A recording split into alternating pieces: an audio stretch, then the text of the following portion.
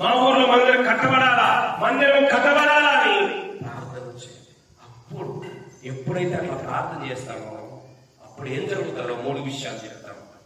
3 విషయాలు చూద్దాం. మొదటిగా నువ్వు కనీసం ప్రార్థనకు రావా, మందిరం కట్టబడాలని నువ్వు కనీసం ప్రార్థనకు వచ్చి ఉపవాసం చేస్తే నువ్వు చేయలేని దేవుడు చేస్తాడు. ఏం చేయలేదు? నువ్వు చేయలేని ఏం చేస్తాడు దేవుడు? మందిరం కట్టేవాడు ఆయన. మందిరం కోసం మనం ప్రార్థన చేసినప్పుడు, మందిరాల కోసం మనం ఉపవాసం ఉన్నప్పుడు ఆయన ఏం చేస్తాడంటే ప్రార్థన విని చూద్దాం. 2వ అధ్యాయము 8వ వచనం 9వ వచనం.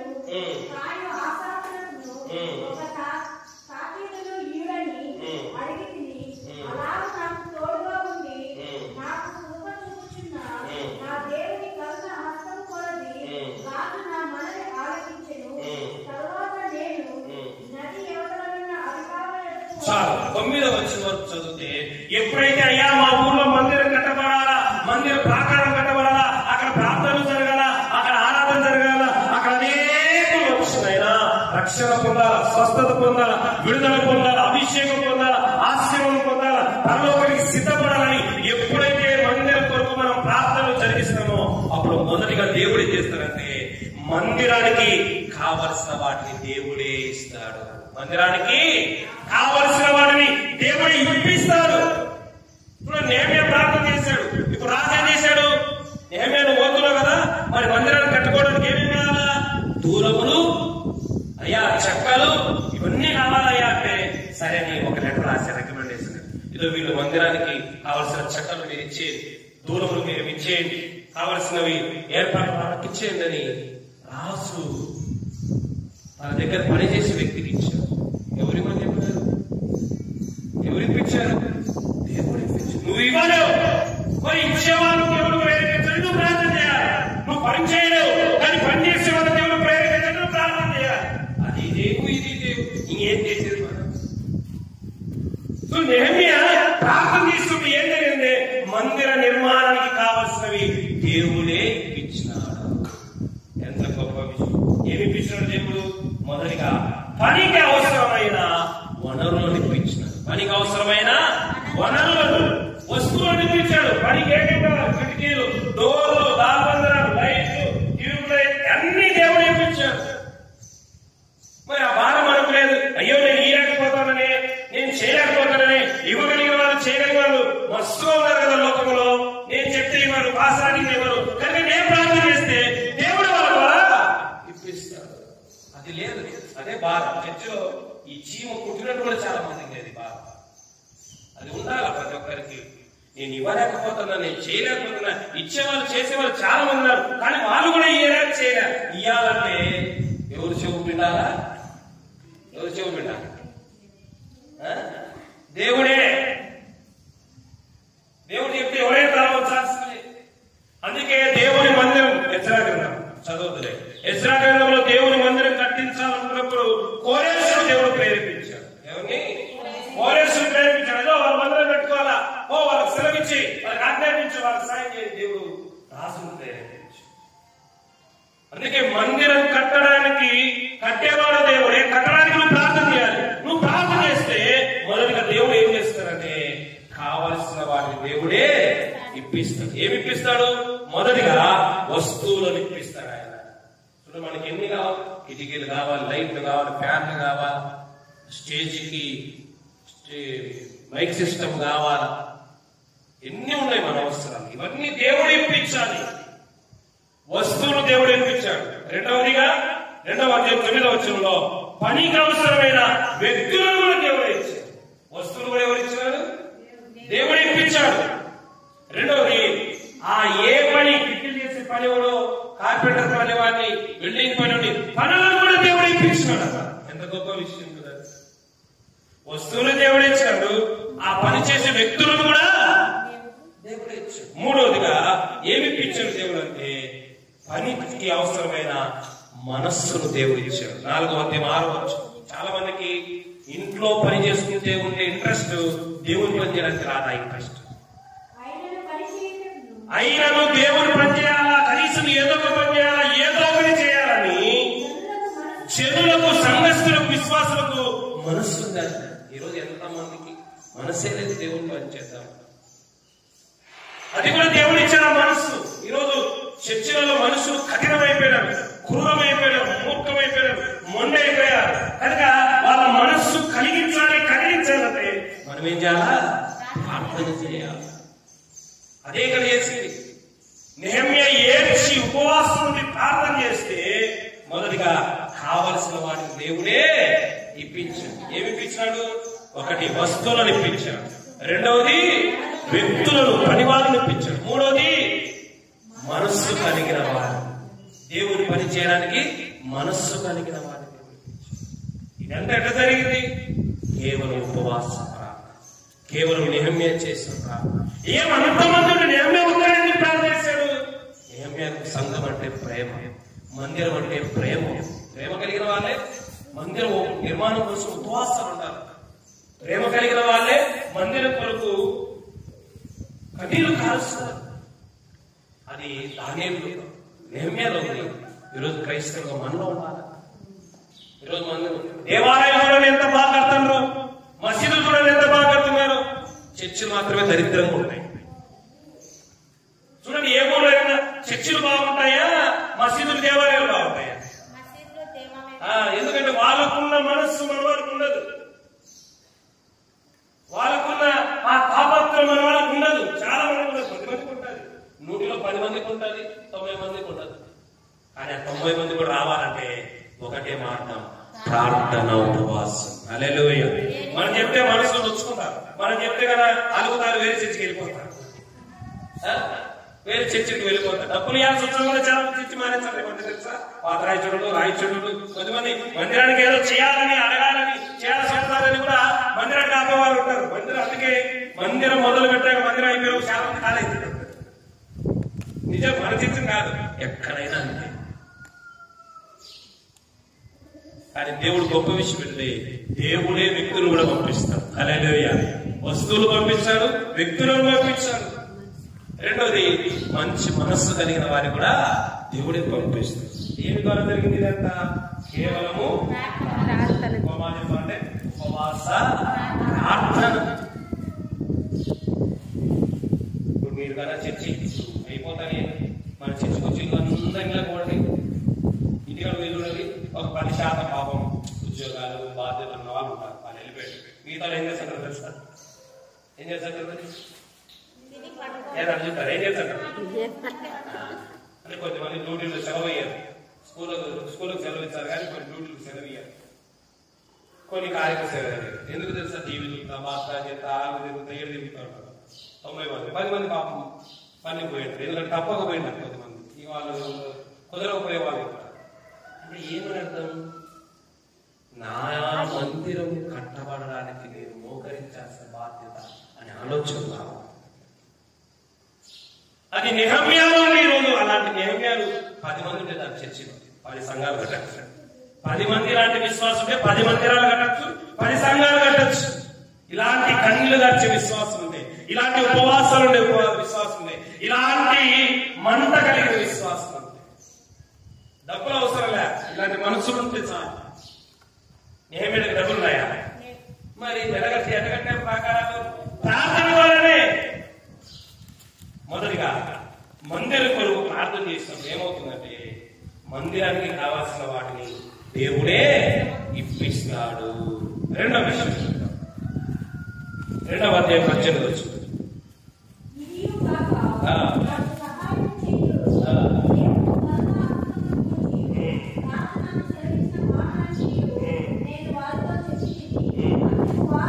అప్పటి వరకు అందరూ గమ్మున్నారు. ఎప్పుడైతే ప్రార్థన చేసి అందరి దగ్గరికి వెళ్ళి మాట్లాడాడో అప్పుడు వాళ్ళందరూ అంటున్నారు, ఎవరి? మనము మన ఇల్లు కట్టుకుంటున్నాం, మన బంగారు కట్టుకుంటున్నాం, మన కార్యక్రమాలు చేసుకుంటున్నాం. కానీ ఇప్పుడైతే మనము మన దేవుని మందిరం కట్టడకు పూనుకున్నామండి, అడిగేవాడి అని. హల్లెలూయా. రెండో విషయం ఏంటంటే మందిరం కొరకు, మందిర నిర్మాణం కొరకు మనం ప్రార్థన చేసినప్పుడు రెండోది ఏం చేస్తున్నది? విశ్వాసులలో దేవుడు బాధ్యత పుట్టిస్తాడు. ఏం పుట్టిస్తాడు? ఒక మాట వినండి. ఇక్కడ మందిరం కూలిపోయింది, చుట్టూ విశ్వాసం ఉన్నారు, కానీ ఒక్కరు ముందుకు రాలేదు. వేరే ఊర్లో ఉన్నాడు నెహమ్యా. ఎక్కడున్నాడు? నెహమ్యా వేరే ఊర్లో ఉన్నాడు. ఆ నెహమ్యా వేరే ఊర్లో ఉపవాసాలు కన్నీళ్ళు గడిచి వచ్చి, ఏమురా మీ మందిరం కూలిపోయేటి మీకు నిద్ర వస్తుంది, మందిరం కూలిపోయేటి మీకు అన్నం ఎట్ట జరుగుతాయి, నేను నిద్ర ఎట్ట వస్తుంది, శివ పుట్టినట్ట లేదా మీకు, మనం మీ ఇండ్లు బాగున్నాయి, మందిరం అంటుంటే మీకు ఎట్లా నిద్ర వస్తుంది, ఎట్లా తిరగబోతుంది, ఎట్లా సుఖంగా ఉండబోతుంది అని ఎప్పుడైతే నేను చెప్పానో అందరికీ ఏమొచ్చింది? బాధ్యత గుర్తుకొచ్చింది. ఏమొచ్చింది? నెహమ్యా ఎక్కడ రాలేదు, నెహమ్యా ప్రార్థన చేసినందుకు దేవుడే వారిలో ఎవరిచ్చాడు. నిజమే కదా, నిజమే కదా. మనం ఏం చేస్తాం? వేరే ఊళ్ళో వచ్చి మనకి చెప్పాల్సి వచ్చింది. వీడుగా ఊరోడే అని వేరే ఊళ్ళో నువ్వు చెప్తున్నాడు. వేరే ఊళ్ళో వచ్చి చెప్తే గానీ మన బాధ్యత మనకు నిజంగా మనకు కూడా వేరే భాషలో చెప్తే కానీ మన బుర్రకెక్కదు. మన భాష చెప్తే ఎక్కదు, వేరే వాళ్ళు చెప్తే బుర్రకెక్కుతుంది. మన చర్చి విశ్వాసం చెప్తే మనకు బుర్రకెక్కదు. వేరే విశ్వాసం వచ్చి ఏంది ఇంకా మీ చెప్తుంది అంటే అప్పుడు మనకు రోషము వచ్చేది. నిజం ఇక్కడ కూడా అంటేదండి. ఎప్పుడైతే మనం ప్రార్థన చేస్తామో విశ్వాసం అందరిలో కూడా భారం పుడుతుంది. దేవునికి స్తోత్రం. ఆ బాధ్యత వస్తుంది. నిజమే కదా. మన మందిరాన్ని మనం కట్టుకోకపోతే ఎవరు కట్టుకుంటారు? మన మందిరాన్ని మనం నిర్మించుకోకపోతే ఎవరు నిర్మిస్తారని అందరికీ ఒక బాధ్యత వచ్చింది. భారం అంతవరకు రాలే. ఎందుకంటే అంతవరకు ప్రార్థన చేసుకున్నలే. ఎప్పుడైతే నెహమ్యా ప్రార్థన చేశాడో రెండవదిగా విశ్వాసం ఏం కలిగింది? బాధ్యత. ఏమిటా బాధ్యత? మొదటిది, మన మందిరము ఎవరో కడితే మనకు సిగ్గుపోతుంది, మనమే కట్టుకున్నాం. హల్లెలూయా. మన మందిరాన్ని రాజకీయ నాయకులు కట్టే వాళ్ళకి కట్టడం ఉంటుంది, మన మందిరాన్ని వేరే వాళ్ళు కట్టే వాళ్ళకి కట్టడం ఉంటుంది. మన మందిరాన్ని మనమే కట్టుకుంటే మనకే అధికారం ఉంటుంది. హల్లెలూయా. అది వచ్చింది వాళ్ళలో. ఈ రోజు చర్చి విశ్వాసం అది రావాలా. మన మందిరాన్ని వేరే వాళ్ళు వచ్చి ఎందుకు కడతారు? మన మందిరాన్ని మనమే కట్టుకోవాలి, మన ఇంట్లో మనమే కట్టుకోవాలి. అది వచ్చింది వాళ్ళు. ఎట్లా వచ్చిందో తెలుసా? అది దేవుడే పుట్టించాడు. వాళ్ళకు బాధ్యత వచ్చింది. ఏమిటా బాధ్యత? మొదటి బాధ్యత, మన మందిరాన్ని మనమే కట్టుకోవాలి. ఎవరి చేత ఎంతవరకు వాళ్ళు కడతాం. ఆ అధ్యాయంతో చదవండి. ఒకరిని ఆనుకొని ఒకరు, ఒకరిని ఆనుకొని ఒకరు, ఒకరిని ఆనుకొని ఒకరు బాగు చేసిరి అని అధ్యాయంతో చదవండి. ఎంత అద్భుతంగా ఉంటుంది. ఒకరిని ఆనుకొని ఒకరు, నువ్వు వచ్చేస్తావు, నేను చేస్తాను, నువ్వు వచ్చేస్తావు, నువ్వు ఇచ్చేస్తా, అందరూ చేస్తే పని జరిగింది. దేవునికి స్తోత్రం కదా. ఒకరు ఎంత కాలం అని బాధ్యత వహిస్తారు, ఇద్దరు ఎంత కాలం అని బాధ్యత వహిస్తారు. అందరిలో బాధ్యత రావాలి. ఒక ఏళ్ళే పని చేస్తే తొందరగా ఏమైపోతుంది? చచ్చిపడిపోతుంది. 5 ఏళ్ళు కలిపితే మైకి నిలబడదు. ఒక ఏళ్ళు అయితే చేపట్టుకుంటాము. ఈరోజు చర్చిలలో ప్రతి ఒక్కరికి బాధ్యత రావాలి. ఇది నా సంఘం, ఇది నా మందిరం, నేను రాస్తే ఎవరు చూసుకుంటారు, నేను పట్టించుకుంటే ఎవరు పట్టించుకుంటారు, నేను చేయకపోతే ఎవరు చేస్తారు అనేది ప్రతి ఒక్కరికి రావాలా. అట్లా వస్తే మందిరం బాగా త్వరగా బాగుపడుతుంది, త్వరగా కట్టబడుతుంది. అంతవరకు మందిరం కట్టబడ. ఎప్పుడైతే నిజమే వచ్చాడో అప్పుడు మందిరం మొదలైంది. దేవునికి స్తోత్రం. విశ్వాసంలో బాధ్యత వచ్చింది. ఏ బాధ్యత అంటే మొదటిది మన మందిరం మనమే. రెండవది ఏ బాధ్యత వచ్చిందంటే 6వ అధ్యాయం 3వ వచనం. 6వ అధ్యాయం 3వ వచనం.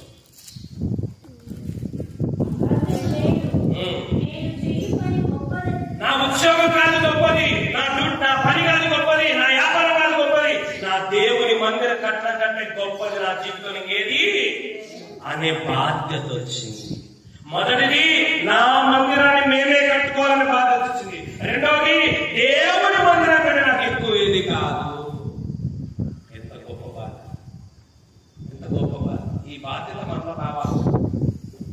నేను చేసే పని మామూలు పని కాదు. నేనేం కడుతున్నాను? దేవుని మందిరం కడుతున్నాను. ఎంత గర్వకారణం అది, ఎంత గర్వకారణం, ఎంత గొప్ప విషయం. నేను కట్టేది ఎవరికి రాజుకి, ఎమ్మెల్యేకి, ఎంపీ కాదు. నేను కట్టేది బంగారు కాదు, నా దేవుని మందిరం. అర్థమైందా? ఈ లోకంలో అన్ని పనులు, అన్ని చెడ్డలే దేవుని దృష్టిలో. అన్నిటికంటే గొప్ప పని దేవుని పని. ఏమే ఉద్యోగం ఉందా లేదా? ఏ ఉద్యోగం ఏమేది?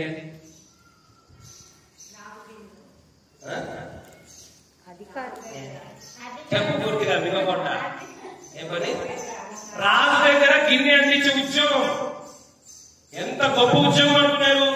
కానీ నేనేమంటాను తెలుసా, నా దేవుని పని చేయడమే నా గొప్ప విషయం అన్నాడు. హల్లెలూయా. అది అనుకోవాలి ప్రతి విశ్వాసి. నా దేవుని పని, మందిరం పని చేయడం కంటే నాకు గొప్ప విషయం ఏది లేదు. ఆ బాధ్యత రావాలి రోజు. ఏమి మంచి ఉద్యోగం చేసుకుంటాడు, ఏమో తీసుకుపోతాడు వారి నాయన. ఆడ ఏసీలో కూర్చొని నోట్స్ రాసి ల్యాప్టాప్ లో చూసుకునే కంటే ఈడ మంటలు టెండలో గోలకు ఇసుకెత్తిన దానికంటే ఇదే నాకు గొప్ప అన్నాడు. దేవునికి స్తోత్రం. ఈ మనస్సు విశ్వాసం కలిగితే ఒక మందిరం కాదు, ఎన్నో మందిరం కట్టేస్తాం దేవుని కోసం. నీ కోసం నువ్వు కట్టింది నిలబడదు, దేవుని కోసం నువ్వు కట్టిందే నిలబడదు. గుర్తుపెట్టుకోవాలి. అందుకని విశ్వాసంలో బాధ్యత కలిగినది. ఏమిటా బాధ్యత? మన మందిరాన్ని మనమే. రెండోది ఏ బాధ్యత?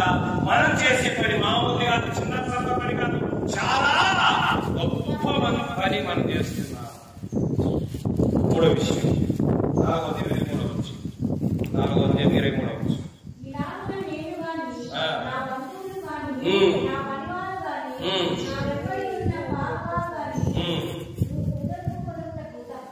ఉదుకు కొనుటకు తప్ప అసలు మా బట్టలు మా వస్త్రములు మేము విప్పలేదు. ఎందుకో తెలుసా? ఉదుక్కోవడానికి తప్ప. ఏమన్నారు తెలుసా? ఎంత బాధ్యత వచ్చిందంటే వాళ్ళ మూడో బాధ్యత ఏంటంటే ఎట్టి పరిస్థితిలో దేవుని పని ఆగకూడదు. ఆకలితండి కట్టానైనా బట్టలు మార్చిపోయినాయి, 2 రోజులు పని చేస్తున్నాం, మార్చిపోయినాయి. వాళ్ళకి రాత్రి ఉతుకుందు. బట్టలు ఉతుకోవడానికి తప్ప మేము రెస్టే తీసుకోలేదా? ఎంత మంచి. ఎవరు వాళ్ళు వెళ్ళాలా? మేస్త్రీల వాళ్ళు, విశ్వాసులు వాళ్ళు. దేవుడి విడుదలగా మనం ఎంత ఉన్నాం ఒకసారి ఆలోచించాలి. మనం ఎలా ఉన్నాం ఒకసారి ఆలోచించాలి. దేవుని పని ఎట్టి పరిస్థితులు ఆగకూడదు. దేవుని మందిరం పని ఎట్టి పరిస్థితులు ఆగకూడదు. ఎంత గొప్ప బాధ. ఒక మంచి తీర్మానం తీసుకోవాలి. ఈరోజు మనం కూడా అలాంటి తీర్మానం తీసుకోవాలి. అలాంటి తీర్మానం ఎట్లా వస్తుంది తెలుసా? అర్థం చేస్తే వస్తుంది. అందుకే ఎప్పుడైనా గుర్తుపెట్టుకోవాలి, భర్తకైనా భార్యకైనా బిడ్డలకైనా చర్చి విశ్వాసులకైనా 10 సార్లు చెప్పండి, వదిలేస్తే వాళ్ళ గురించి ఏం చేయాలి? 10 సార్లు చెప్పినా వాళ్ళు మారలేదంటే 11వ సార్లు చెప్పడానికి మనకు సిగ్గుపడుతుంది. కనుక 11వ సారి మనం చేయాల్సిన పని ఏంటంటే ఎంత చెప్పినా మనం మారలు అనే ఆలోచన వచ్చినప్పుడు వాళ్ళు కార్యక్రమం వల్ల చేసేది దేవుడే కనుక మనం ఏం చేయాలా? వీళ్ళలో కూడా ఎంత చెప్పినా వాళ్ళు ముందుకు రావడం పనికి దేవుని పనికి రావడం లేదు. ఎప్పుడు వచ్చినారంటే కన్నీళ్లతో ఉపవాసాలతో ప్రార్థన చేశారు, వాళ్ళే ముందుకు వచ్చినారు. హల్లెలూయా. దేవుడు మెడలు వచ్చినాడు, దేవుడు చెవు తిప్పినాడు, అందరు కదిలిపోయినారు. మనం కూడా అంతే. అవును వినప్పుడు చెప్పే, ఎవరు చెప్తే వింటారో వాళ్ళకే ఈ బాధ్యత రావాలి. ఏం బాధ్యత? మళ్ళీ చెప్తున్నాను, మన మందిరం మనమే కట్టుకోవాలి. ఏం బాధ్యత? నేను చేసే పని చాలా గొప్పది, మామూలు పని కాదు నేను చేసేది.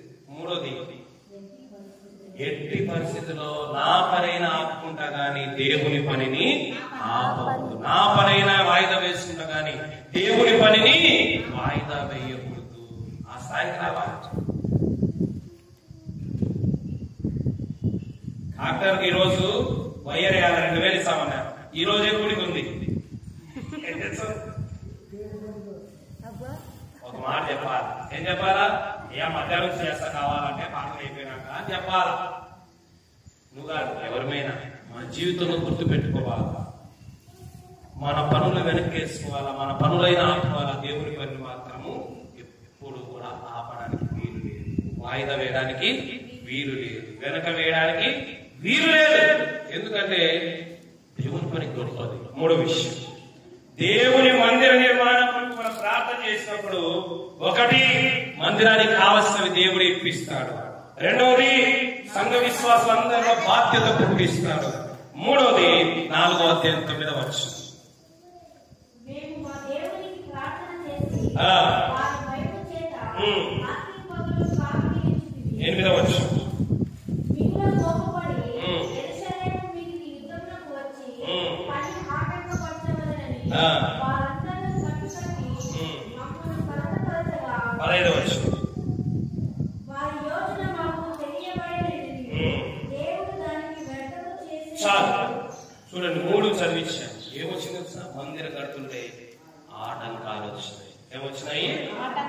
మూడవది, మందిర నిర్మాణం కొరకు మనం ప్రార్థన చేసినప్పుడు ఏం జరుగుతుందంటే దేవుడే ఆటంకాలన్నీ తొలగించేస్తాడు. హల్లెలూయా.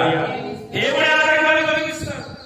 మందిరం నిర్మాణం వైన్ షాప్ పెడితే దేవుడు ఆటంకం చేయడు.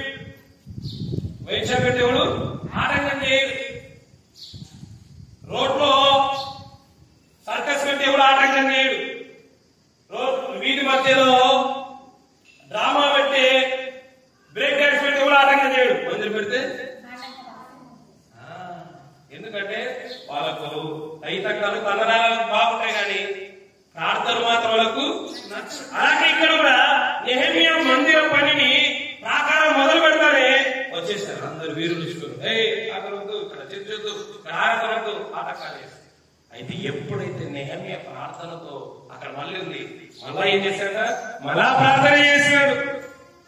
ఎప్పుడు వారు భయం చేత దేవుడు వేడుకుని ప్రార్థన చేసినప్పుడు ఏం జరిగిందంటే మూడవదిగా ఆటంకాలు తొలగిపోయినాయి. ఏమైపోయినాయి? ఏం ఆటంకాలు? మొదటిగా ఆర్థిక పరమైన ఆటంకాలు తొలగిపోయినాయి. మందిరం కట్టడానికి ఏముంది తెలుసా? అక్కడంతా చెత్త ఉంది, అక్కడంతా దుమ్ము తూలి పేరుకుపోయింది. పోయడానికి వాళ్ళ దగ్గర మిషన్ లేదు, పోయడానికి మనుషులకు బలం చాలే, శక్తి చాలే, వనరు సరిపోలే, డబ్బు సరిపోలే. అందుకే ఎప్పుడైతే ప్రార్థన చేశారో దేవుడే ఆటంకాలు తీసివేశాడు. ఏ ఆటంకాలు తీసివేశాడు? మొదటిది ఆర్థిక పరమైన వస్తా కొన్ని తీసుకొని వచ్చినాడు, రాజు దగ్గర నుంచి కొన్ని తీసుకొని వచ్చినాడు. తీర ఇక్కడికి వచ్చి చూస్తే చాలా, మనం కూడా మందిరం మొదలు పెట్టినప్పుడు చేస్తా 2 లక్షలతో మొదలు పెట్టాం. ఎన్ని లక్షలతో? ఇప్పటికి ఇంకా 18లో ఉన్నామా? తిరుగులైతే 47 లక్షలు అయితే పిల్లల వరకే 18, ఉత్తర పిల్లల వరకే. మనం అనుకునేది ఒకటి, అందుకే పెద్దలు కూడా సాగుతున్నారు, ఇల్లు చేసి పెళ్లి చేస్తుడు ఇల్లు కట్టి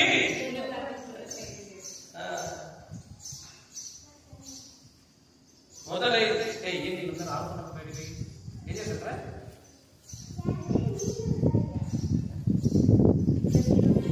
ఆటంకాలు తొలగిపోతాయి ప్రార్థన చేస్తే. ఏం ఆటంకాలు? ఒకటి ఆర్థిక పరమైన ఆటంకాలు తొలగిపోతాయి. రెండో విషయం ఏం తొలగిపోతాయి? 4వ అధ్యాయం 7-8 వచ్చింది. 4వ అధ్యాయం 7-8 వచ్చిన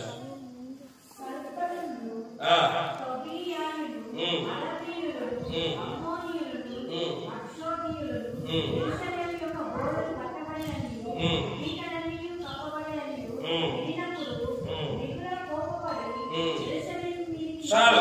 శత్రుపరమైన ఆటంకాలు తొలగించాడు. ఏ ఆటంకాలు?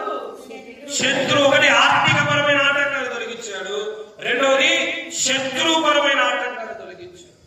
మూడవ విషయం 4వ అధ్యాయం 1వ వచనం.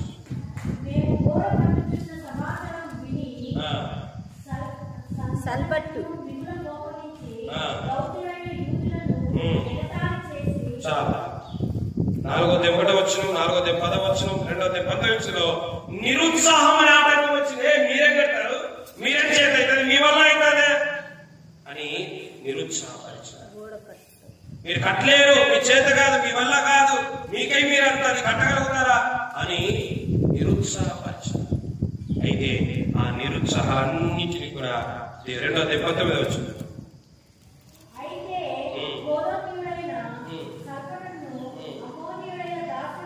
2:19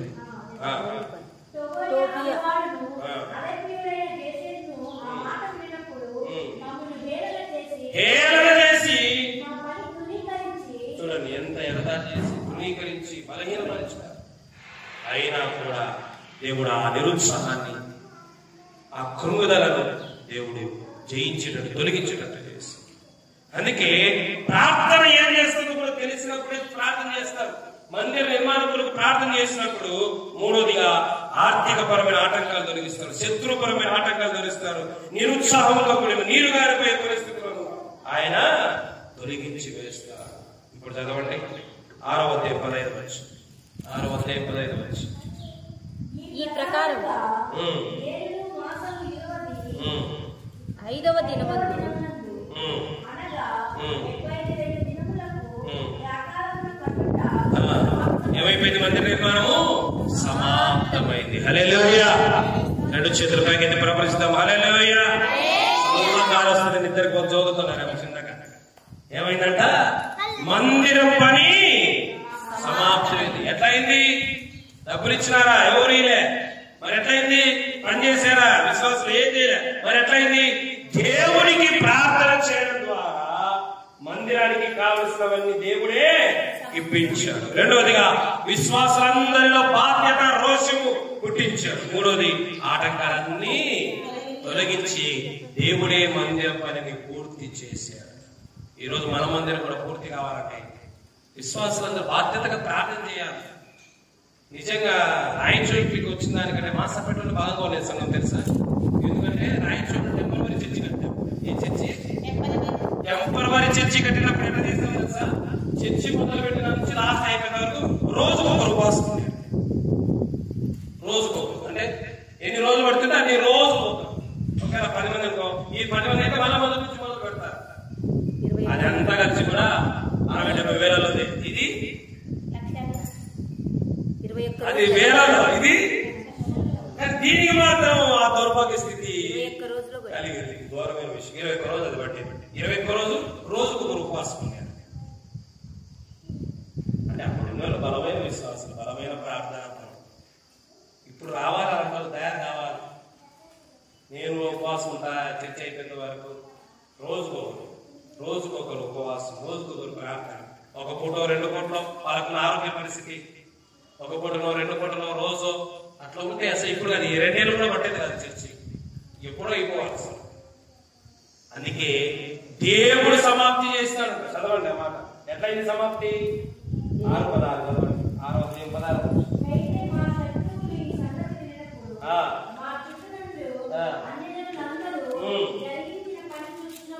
దేవుని మందిరం పనిని మేము జరిగించడం చూచి, ఒరే వీళ్ళ చేత కాదనుకున్నాము, వీళ్ళకు డబ్బు లేవనుకున్నాము, వీళ్ళకు సాయం చేసే వాళ్ళు లేరనుకున్నారు, వీళ్ళకు స్పాన్సర్ చేసే వాళ్ళు లేరనుకున్నారు.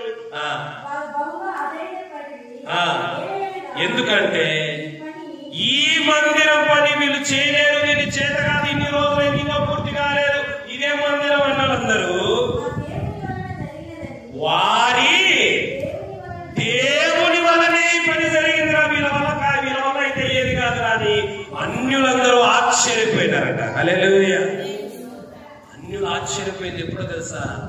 నెహెమ్యా లాంటి కన్నీళ్లతో మందిరం కోసం ఏడ్చేవారు. నెహెమ్యా లాంటి ఉపవాసాలు మందిరం కోసం ఉపవాసం ఉన్నవారు. నెహెమ్యా లాగా నడుమొంచి పని చేసే వాళ్ళ ద్వారా మందిరం కట్టబడుతుంది.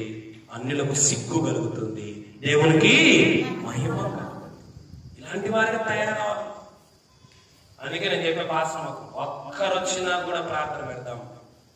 ఎవరైతే మన కుటుంబ సభ్యులైన పెట్టి ప్రార్థన చేయాలి. ఎందుకంటే మన బాధ్యత, నా బాధ్యత అనుకోవాలి. ఏమనుకోవాలి? ఎప్పుడైతే ఈ విధంగా ప్రార్థన చేస్తామో ఈ 3 కార్యాలు మనం చేయము. ఎవరు చేస్తారు? దేవుడే. మరి దేవుడు చేయగలిగినప్పుడు మనం చేయండి. మనం చేయగలిగింది మనం ఎందుకు చేయలేకపోతాం? కళ్ళు మూసుకుందాం. అందరూ కళ్ళు మూసుకుందాం. హల్లెలూయా, హల్లెలూయా.